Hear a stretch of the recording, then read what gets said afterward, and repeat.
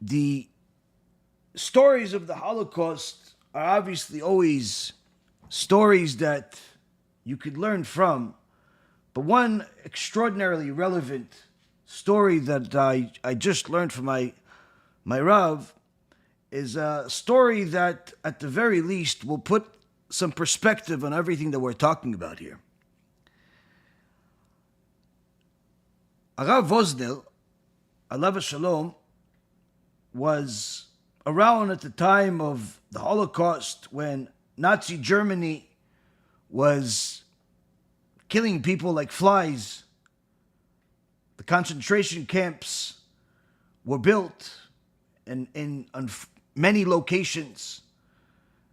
There was no more time to deny that the concentration camps had one and only goal, which is to destroy all of the Jewish people and anybody else they could as well that did not fit their definition of Aryan. And many people realized that they can't just sit there and do nothing. They have to pray, they have to run, they have to hide, they have to do a lot of different things. But during this time, there was a lot of surprises and disappointments, not just from the horrible news you're getting from the bad side, where people found out their families and friends were being murdered, but also there were horrible news even from the good side, where people or companies or countries that were supposed to be allies, friends, unfortunately showed their true colors and failed in certain things that caused the death of many more lives unnecessarily. One of the things that caused a lot of deaths was actually the control of the land of Israel by the British, who did not really want more Jews to come into the land, and in fact rejected many ships that were coming in, fleeing different parts of Europe, Jews fleeing for their lives, going to the land of Israel, going to the Middle East in hopes that perhaps there's more hope that they'll survive there. But many of these ships were rejected when they got to the border, when they got to the coast. But still, people tried, and some took desperate steps in order to survive, in order to make it. And one of them was Rabi Wosner. Rabi Wosner and his Rabanit were childless at the time and decided to flee Europe and go on a ship to Eretz Yisrael.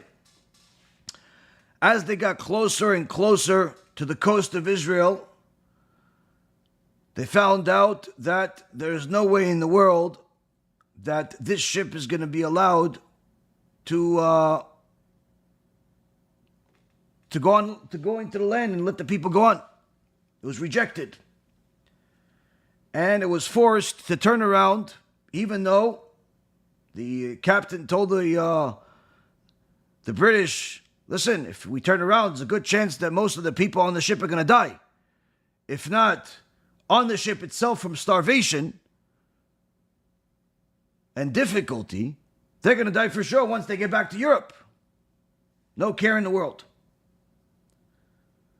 When Rabi Wosner found this out, that they have to turn around, him and his wife, him and the Rabanit, decided to take desperate times at full face value. Left everything that they have on the ship and jumped off the ship into the water and started swimming. And it wasn't a swim where you could just have a pleasing swim and just get to the coast a couple of minutes later. No, this was still very, very far away. And the waves, each time they're swimming, are carrying them back. They're going another 5 or 10 meters and the wave brings them back. Another 5 or 10 meters, they're going back. And this is not after they had some fancy meals on a cruise ship. This is after not eating for several days. This is after having a very difficult trip. And this is also under the threat that if the British people that are scouting the waters see them, there's a very good chance they'll die. So they had to hide, and they had to go on the water a few times in order to make sure that no one sees them. And since it was night, they had more siyata dishmaya to succeed in hiding. But still you have the battle with the water. And as they're swimming and swimming for a while, the Rabanit gets to a point where she's so exhausted, she tells the Rabi Wosner, that's it. I can't do it anymore. I can't do it. You go. I can't see even. My vision is blurry. I don't know which way I'm going. Completely exhausted. I'm losing feelings in my legs. Go. Survive. Survive for the both of us. Build a Jewish home. And Rabi Wosner says to her, what are you talking about? We're right here. Don't you see? The light is right there. We're just a few more swims, a few more minutes of swimming, and that's it. We're going to catch that final wave, and that's going to take us right to the coast. You can't give up now. Keep going. Keep swimming.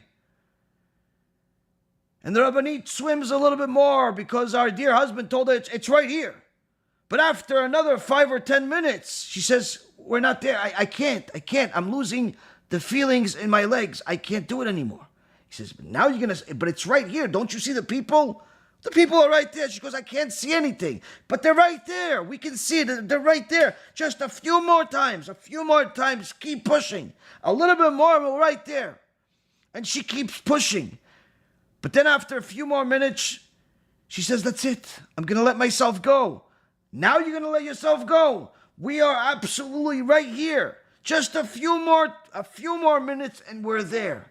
And this continued, Rabotai Yekarim, for 2.5 hours. 2.5 hours.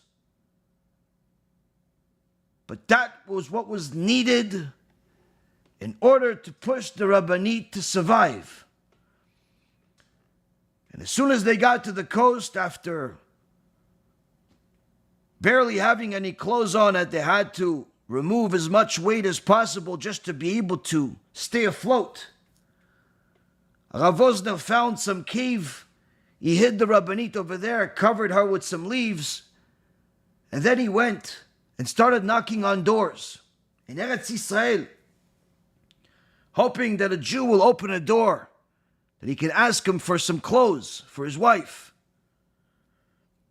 And after he succeeded in doing that, he got her some clothes. They settled down. And as may be surprise to many, the commitment of Wosner's mind, soul, and body to the Torah did not wane for even a moment, because as soon as things calmed down, literally, within hours, he was already back to learning Torah. By the next day, he already found a kollel to go learn there in the land of Israel.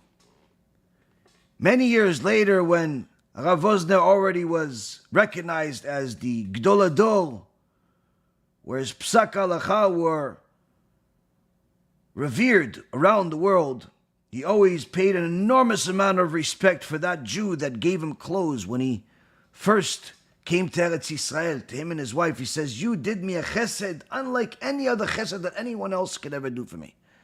You did me a kindness that's unlike anything else. You truly welcomed me in and gave me clothes at a time where I was in dire straits.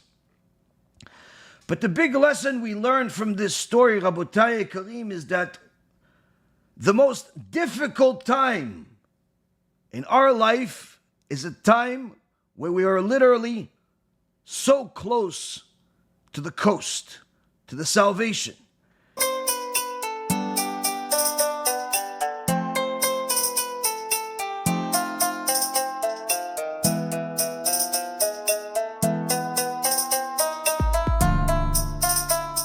Let me know what you think, and make sure to share it, because other people need to learn too.